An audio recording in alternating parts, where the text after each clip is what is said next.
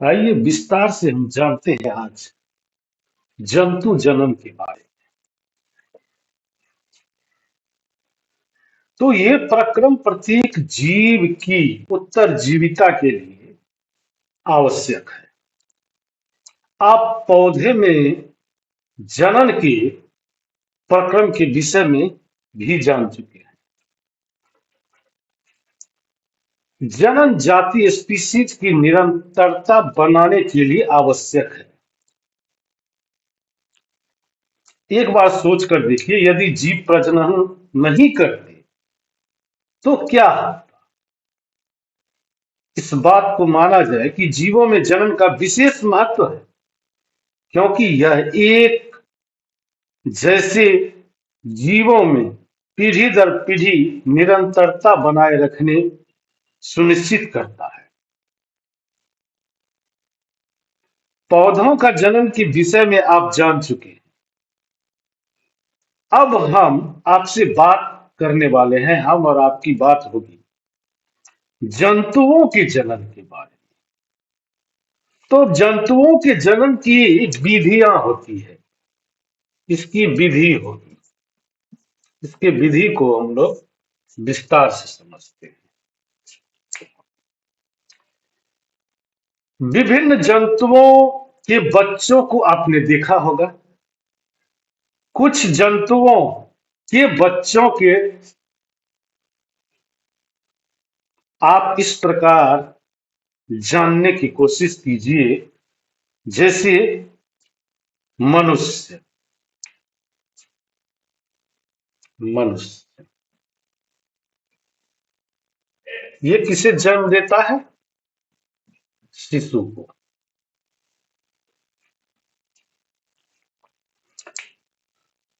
तो जंतुओं के बच्चों का जन्म होते हुए भी हो सकता है कि आपने देखा हो। और एक प्रकार से यदि माना जाए तो मुर्गी के चूजों और इल्ली यानी कैटरपिलर का जन्म किस प्रकार होता है, किस प्रकार लेते हैं। बिलोटे और पिल्ले का जन्म किस प्रकार होता है। जन्म से पूर्व ये जीव वैसे ही दिखाई देते हैं जैसे कि अब वह दिखाई देते हैं। तो इस चीज को मानना होगा, जिस तरह मनुष्य शिशु को जन्म देता है, बिल्ली भी शिशु को ही जन्म देता है। ये भी शिशु को ही जन्म देता है। कुत्ता यह भी शिशु को ही जन्म देता है। उसके बाद तितली, यह भी शिशु को ही जन्म देता है।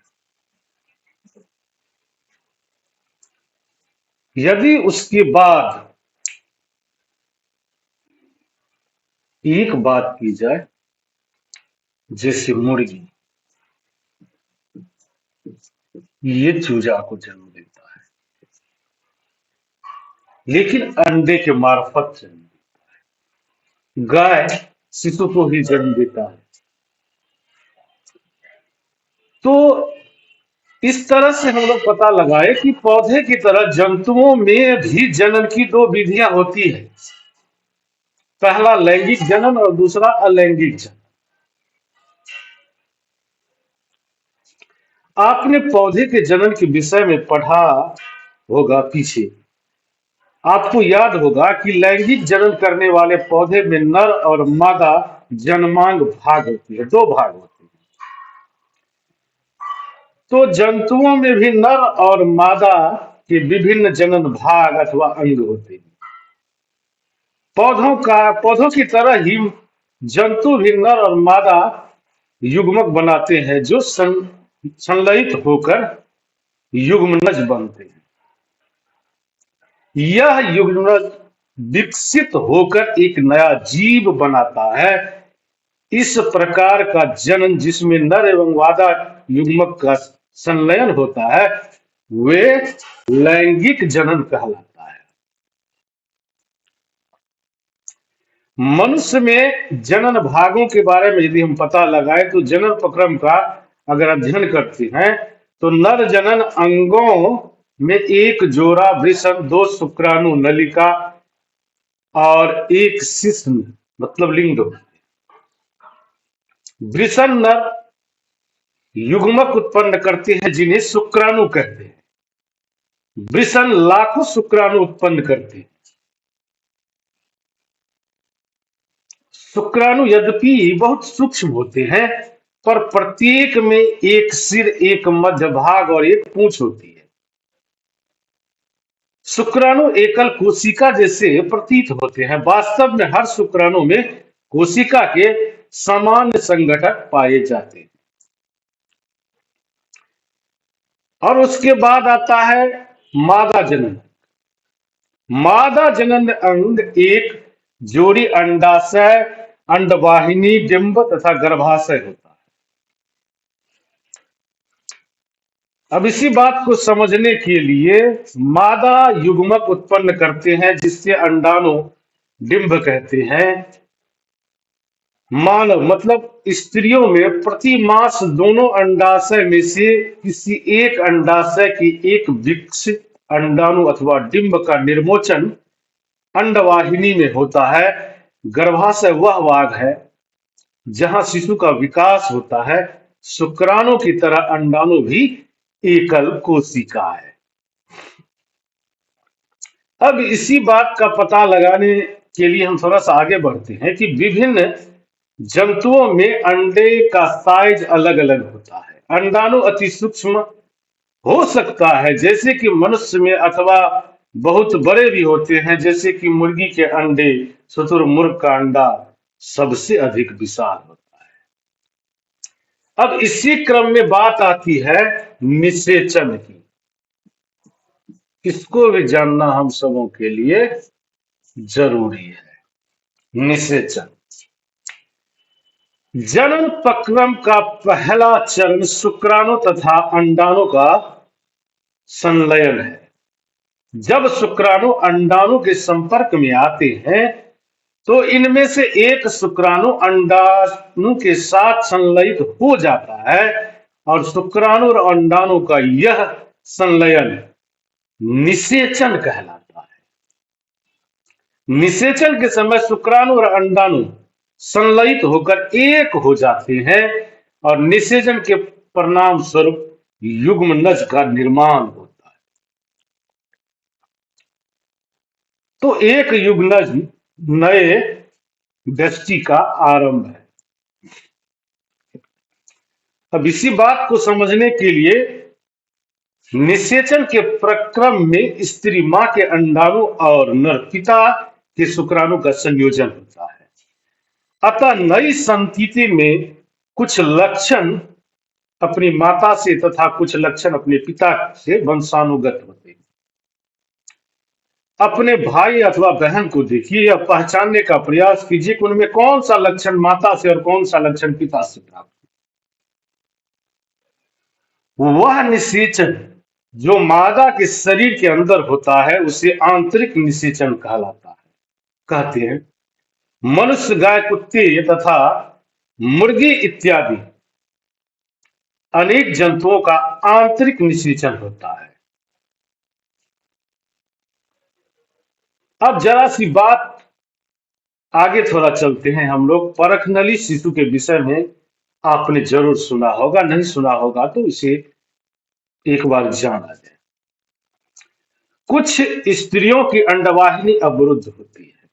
ऐसी स्त्रियां शिशु उत्पन्न करने में असमर्थ होती है क्योंकि निषेचन के लिए शुक्राणु मार्ग अवरुद्ध होने के कारण अंडाणु तक नहीं पहुंच पाते। ऐसी स्थिति में डॉक्टर, चिकित्सक ताजा अंडाणु एवं शुक्राणु एकत्र करके उचित माध्यम से कुछ घंटों के लिए एक साथ रखते हैं, जिन्हें आईवीएफ अथवा इन विट्रो निषेचन, शरीर से बाहर कृत्रिम निषेचन हो सके, ऐसी व्यवस्था करते हैं। अगर निषेचन हो जाता है तो युग्मनज को लगभग एक सप्ताह तक विकसित किया जाता है, जिसके पश्चात उसे माता के गर्भाशय में स्थापित किया जाता है और माता के गर्भाशय में पूर्ण विकास होता है तथा शिशु का जन्म सामान्य शिशु की तरह होता है। इस तकनीक द्वारा जन्मे शिशु को परखनली शिशु कहते हैं। यह एक मिथ्या नाम है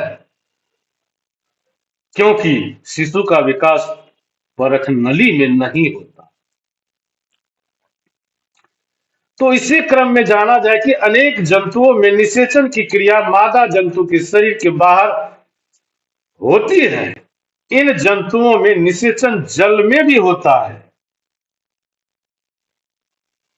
और इसी प्रकार यदि देखा जाए तो बसंत अथवा वर्षा ऋतु के समय किसी तालाब अथवा मंद गति से बहते झरने को अगर आप देखने को मिलेगा तो जल में तैरते हुए मेढक के अंडों को ढूंढिए।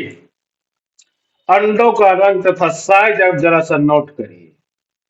तो बसंत अथवा वर्षा ऋतु में मेढक तथा टोड पोखर तालाब मंद गति से बहते झरने की ओर जाते हैं। जब नर तथा मादा एक साथ पानी में आते हैं तो मादा सैकड़ों अंडे देती है। उसी प्रकार मुर्गी के अंडे की तरह मेढक के अंडे कवच से ढके नहीं होते तथा यह अपेक्षाकृत बहुत ही कोमल होते हैं। जेली की तरह एक परत अंडों के साथ रखती है तथा इनकी सुरक्षा भी करती है।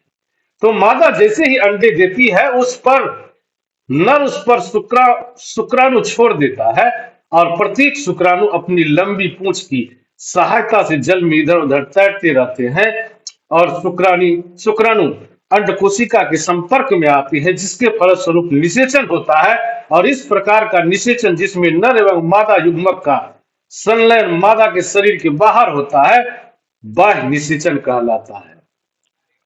यह मछली, स्टारफिश जैसे जलीय प्राणी में अक्सर होता है।